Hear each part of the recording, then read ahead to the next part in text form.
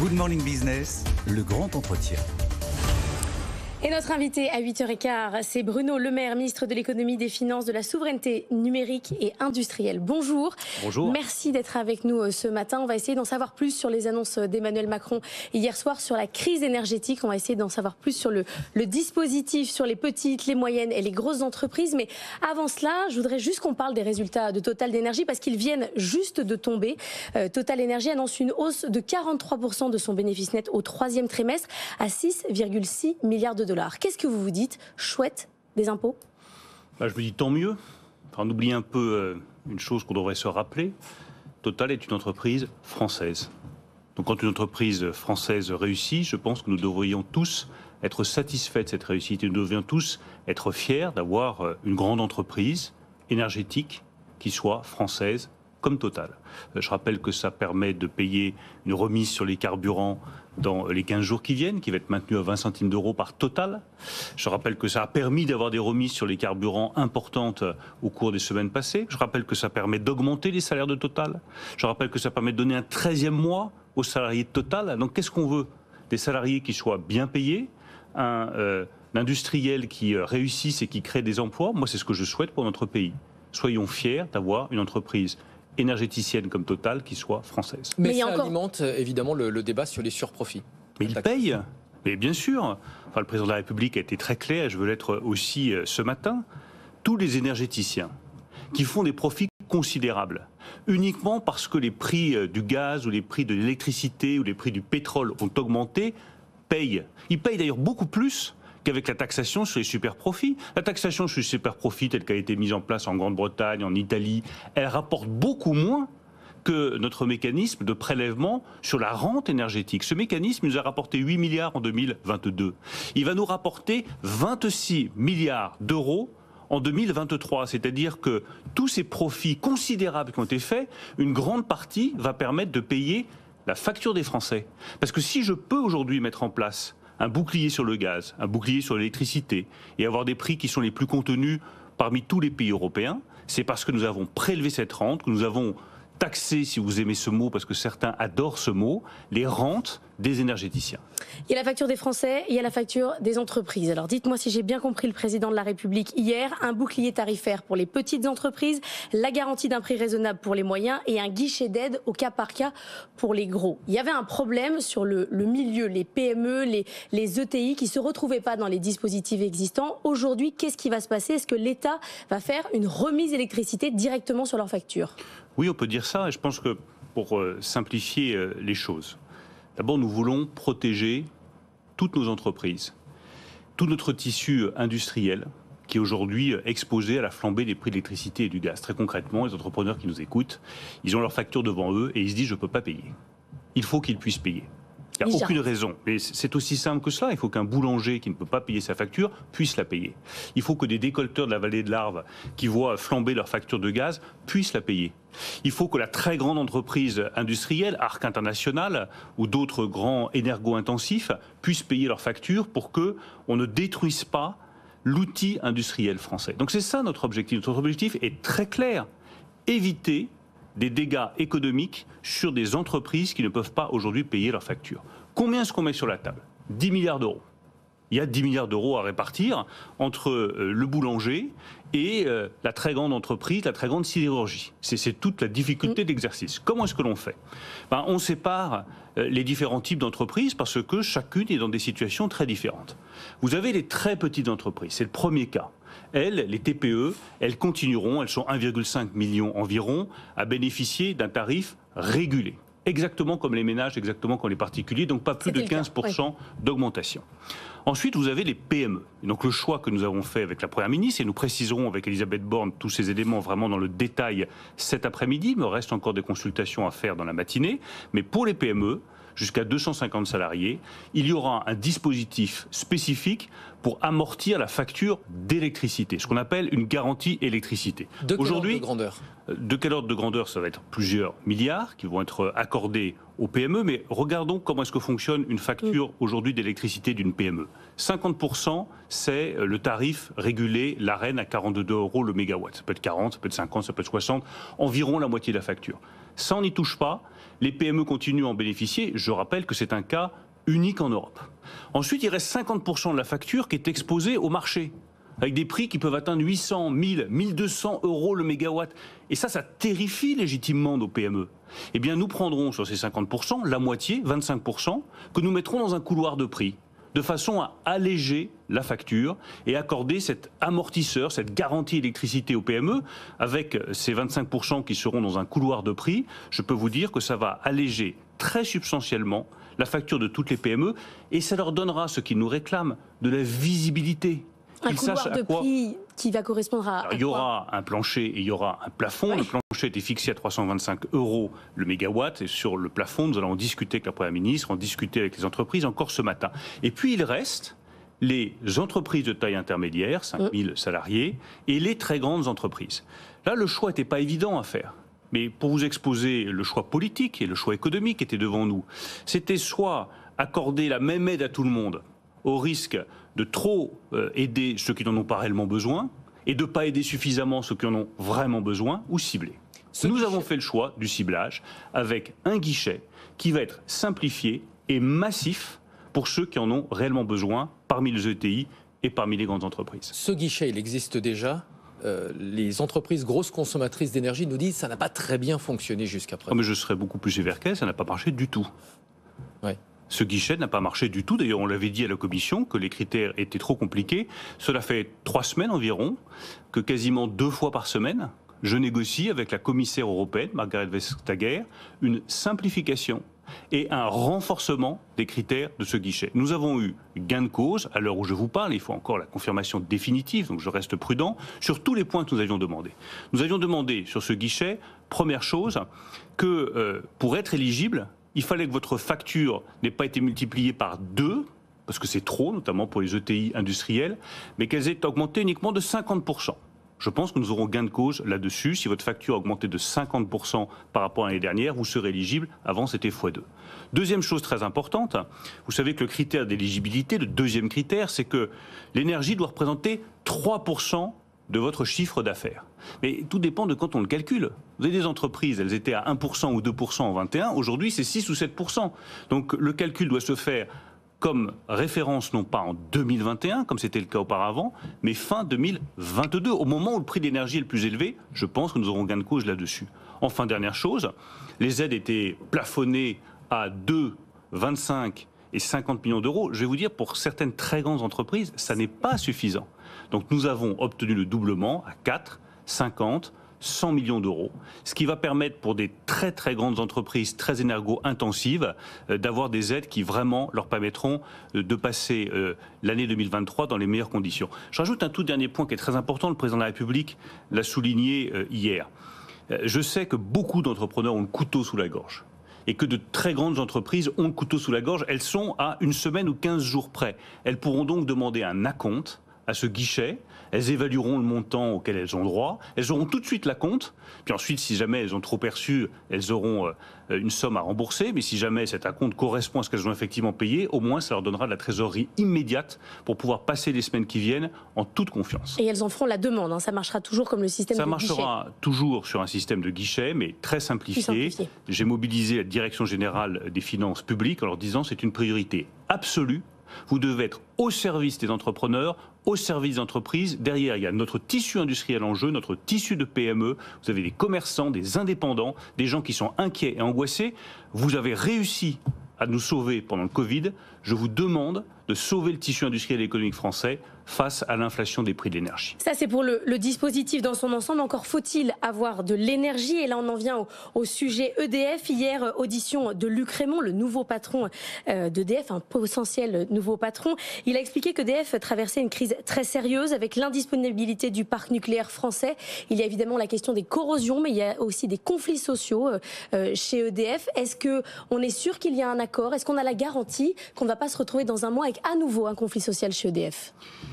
D'abord, nous avons un nouveau dirigeant, vous l'avez indiqué, Luc Rémont, qui est la bonne personne au bon moment. Et nous allons faire en sorte qu'il puisse prendre ses fonctions le plus rapidement possible. C'était prévu fin novembre pour des raisons d'audition. Il les a passés maintenant sans difficulté. Il a répondu aux questions qui lui étaient posées. Nous souhaitons qu'il puisse entrer en fonction mi-novembre pour accélérer le processus. Deuxième chose, moi je me félicite de la qualité du dialogue social chez EDF.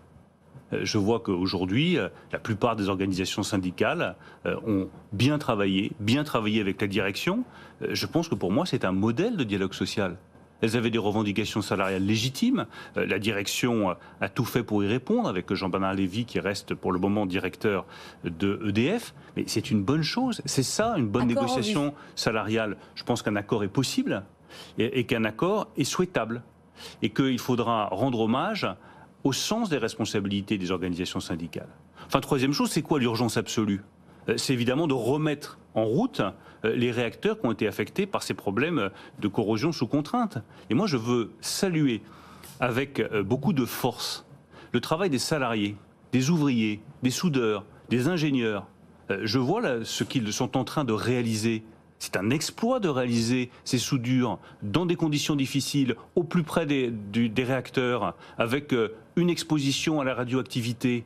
Enfin, je veux vraiment saluer le sens de l'intérêt général de ces ingénieurs, de ces ouvriers, de ces techniciens, de ces soudeurs, parce que chacun doit comprendre. Ça paraît très technique, ça paraît très loin, c'est des réacteurs qui peuvent paraître très loin de la vie quotidienne des gens, mais notre capacité à nous éclairer, à nous chauffer, à faire fonctionner nos usines, à faire tourner nos entreprises, dépend de ces ouvriers et dépend de ces salariés. Et le calendrier sera tenu? Le calendrier, je pense qu'il doit être tenu. Nous faisons tout pour qu'il soit tenu. Et nous le devrons à ces ouvriers, à ces salariés d'EDF qui ont montré une nouvelle fois leur exemplarité, leurs compétences et leur sens de l'intérêt général. J'aimerais qu'on parle de la réforme des retraites. Le chef de l'État en a parlé hier soir. Il se dit ouvert à un report de l'âge de départ à seulement 64 ans au lieu de 65 si, dans le même temps, on rallonge la durée de cotisation. Vous pensez que c'est une avancée qui peut être suffisante pour pouvoir construire un vrai dialogue avec les partenaires sociaux? Ça, ce sera au ministre du Travail, Olivier Dussopt, qui fait un travail remarquable sur ce sujet d'évaluer les choses. C'est lui qui est responsable de la discussion. Mais ce qu'a montré le président de la République, de manière très, très claire et très forte hier, c'est que, si nous voulions garantir le financement de notre modèle de protection sociale, garantir notre prospérité, il fallait qu'il y ait un volume global de travail plus important, que nous travaillions tous davantage, c'est la réforme des retraites. Et deux, que nous n'étions pas fermés à la discussion, qu'au contraire, il y avait des options qui étaient sur la table. Il y a ce qui a été proposé pendant la campagne présidentielle, et puis il y a ce qui va sortir des discussions. Et le président de la République a montré clairement hier que notre état d'esprit était l'ouverture et le dialogue. Je pense que c'est une des garanties du succès pour la réforme des retraites qui est si nécessaire pour notre pays. Avant qu'Emmanuel Le Chypre nous rejoigne dans 2 minutes pour nous livrer la substantifique moelle de sa réflexion, il écoute en coulisses cet entretien. Il va nous rejoindre dans un instant. Je voudrais qu'on parle d'un mot de la Grande-Bretagne. La Grande-Bretagne sort de 44 jours très compliqués où elle a présenté un budget non financé qui lui a valu des grosses difficultés sur les marchés. Il y a eu des tensions très fortes sur les pensions des Anglais. Est-ce que ça vous fait peur? Le mot est peut-être un peu fort, mais est-ce que vous vous dites, voilà, on a un risque aujourd'hui, les marchés peuvent nous lâcher et faire tanguer le pays? Comment vous regardez la situation britannique? Je pense qu'il y a beaucoup de leçons, vous avez parfaitement raison, à tirer de ce qui s'est passé en Grande-Bretagne. Beaucoup de leçons. La première, c'est un avertissement sérieux.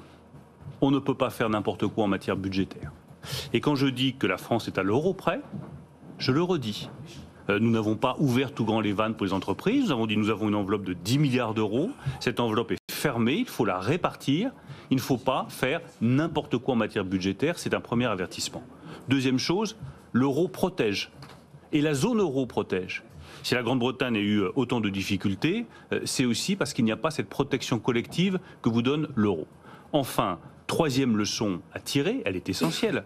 Il faut une coordination parfaite entre la politique monétaire et la politique budgétaire. J'en ai baissé aujourd'hui. Mais oui, mais quand la politique monétaire devient plus restrictive, parce qu'il faut combattre l'inflation et que notre objectif stratégique à tous, c'est de revenir à 2% d'inflation. Parce que cette inflation est insupportable pour les ménages comme pour les entreprises. Quand la Banque centrale européenne restreint sa politique monétaire, il faut que la politique budgétaire soit elle aussi plus responsable. C'est ce à quoi je m'emploie. En un mot, rapidement, est-ce que la hausse des taux a été trop rapide? C'est ce que disent plusieurs pays en Europe. Mais je n'ai pas à commenter les décisions de la Banque centrale européenne. En revanche, j'ai à m'assurer, avec tous les autres ministres des Finances européens, et je le fais chaque jour, que nos politiques budgétaires sont coordonnées avec les politiques monétaires et que nous ne faisons pas le contraire au niveau des budgets des États de ce qui a été décidé par la Banque Centrale Européenne. Car notre objectif collectif, je le redis, notre priorité, notre ambition, notre combat, c'est revenir à une inflation plus raisonnable parce que l'inflation est insupportable pour les ménages. On pourrait parler des prix alimentaires, on pourrait parler des prix de l'énergie et que la vie sera meilleure pour tout le monde quand on aura une inflation plus raisonnable. Moi, j'ai engagé ce combat et je ne lâcherai rien jusqu'à ce que nous soyons revenus à des niveaux d'inflation plus raisonnable. Eh bien, nous commenterons beaucoup les décisions de politique monétaire à partir de 14h sur BFM Business, édition spéciale. Emmanuel Le Chypre va nous rejoindre. Il a écouté évidemment cette interview en coulisses. Emmanuel qui entre sur le plateau, qui va s'installer à côté de Stéphane Pedradi. Emmanuel qui a évidemment un œil à la fois macroéconomique et microéconomique et qui a des questions sur la trajectoire. Car Emmanuel veut voir loin. Il est un peu comme les entreprises. Il a raison. Allez-y Emmanuel, Bruno Le Maire est à vous. Bonjour Monsieur le Ministre. Bonjour Emmanuel Le Chypre. Jamais sur une période aussi courte, c'est-à-dire pour faire simple, la grosse dizaine d'années que nous avons devant nous, autant de mesures, certains diront même des ultimatums, n'ont été imposés aux Français pour bouleverser leur mode de vie.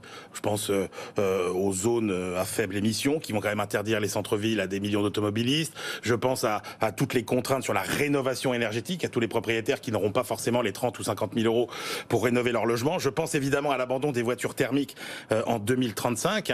Et quand on essaie de voir la trajectoire, la Cour des comptes européenne, par exemple, estime que pour financer toute cette transition, il faudrait 6 points de PIB par an, c'est 10 points de dépenses publiques.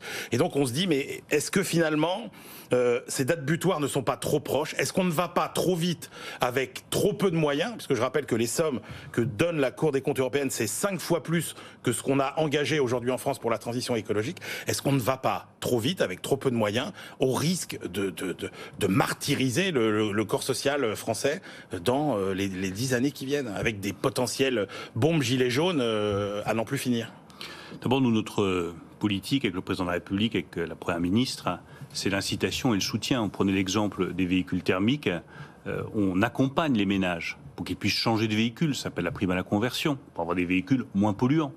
Pour ceux qui le peuvent, on les accompagne en donnant une subvention pour l'achat de véhicules électriques. On va même l'augmenter pour les ménages les plus modestes à 7 000 euros. Oui, mais Bruno Le Maire, est-ce que vous croyez que celui qui n'a pas profité de la prime à 6 000 euros, est-ce que vous croyez que la mettre à 7 000, ça va changer quelque chose pour lui? Je pense que 1 000 euros, ça n'est pas négligeable. Et je pense que le leasing qu'on va mettre en place à 100 euros, lui, sera très attractif pour les ménages les plus modestes. Pourquoi est-ce qu'il faut aller vite? Il y a évidemment le climat, le réchauffement climatique qui est l'urgence absolue pour tout le monde. On ne peut pas dire qu'il y a urgence sur le réchauffement climatique et pas urgence sur les politiques économiques. Ce serait totalement incohérent. La deuxième chose, sur un raisonnement purement financier et purement économique, ce qui nous intéresse ce matin, l'inflation est un transfert de richesse massif et sans précédent dans l'histoire récente de l'Europe vers les pays producteurs d'énergie fossile. À chaque fois que nous déversons des milliards d'euros sur les remises sur les carburants ou sur les boucliers tarifaires sur le gaz, ça va aux pays producteurs d'énergie fossile, producteurs de gaz ou producteurs de pétrole. Moi, je n'ai pas envie de continuer à déverser autant d'argent public de la France ou de l'Europe vers les pays producteurs. Donc il faut accélérer la construction de notre indépendance énergétique. Et donc accélérer sur les réacteurs nucléaires, accélérer sur le renouvelable, accélérer sur l'électrique, pour faire de l'Europe un grand continent électrique indépendant qui arrête, pour parler très simplement, de claquer de l'argent en pure perte pour les énergies fossiles que nous ne produisons pas. Il n'y a pas de dépense plus inutile, plus bête, plus stupide que de dépenser de l'argent public, c'est-à-dire le vôtre et celui du contribuable, pour des pays étrangers producteurs d'énergie fossile. Encore une fois, compte tenu des sommes en jeu, comment vous donnez, parce que c'est ça qui compte, la confiance aux Français dans les trajectoires que vous nous avez annoncées sur, par exemple, le nombre de bornes qu'on va construire pour les voitures électriques, sachant que dans les années passées, on a déjà eu quand même beaucoup de déceptions. Et même pour les PME, comment vous donnez cette visibilité dont tout le monde a besoin finalement? Je crois qu'il faut une méthode, et c'est la méthode que nous avons appliquée. La méthode, c'est de la transparence. Quand ça marche, on le reconnaît. Quand ça marche pas, par exemple sur les bornes, il y a un an, Jean-Baptiste Djebbari était ministre des Transports. On s'est aperçu que ça avançait pas au bon rythme. On a rassemblé tous les acteurs, les concessions d'autoroutes, les énergéticiens. On leur a dit voilà, il faut accélérer sur les bornes.